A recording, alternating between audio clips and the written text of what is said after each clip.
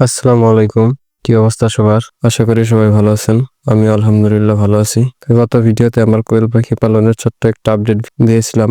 আজকে চলে আসলাম ছোট্ট একটা আপডেট ভিডিও নিয়ে। তো আজকের আপডেট ভিডিওটা হলো, গতদিনের ভিডিওতে বলেছিলাম আমার একটা পাখি একটু অসুস্থ, পাখিটাকে আলাদা করেও রাখা হয়েছিল।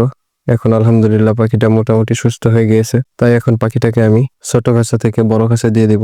তো পাখিটাকে এতদিন আলাদা রাখার কারণ হলো কাঁচা ঘায়ে যেন আঘাত না লাগে, এবং অন্য পাখি যেহেতু ওর সাথে থাকবে না, তাই ঘা তাড়াতাড়ি শুকাবে। ঠুকরা ঠুকরি না করার কারণে ঘা শুকাতে আমি যা করেছি তা খুবই সহজ।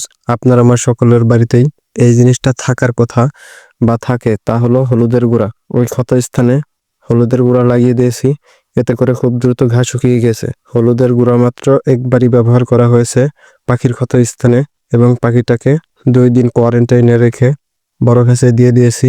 এই ছিল আজকে আমার কোয়েল পাখির আপডেট। সবাই ভালো থাকবেন, সুস্থ থাকবেন। আসসালামু আলাইকুম।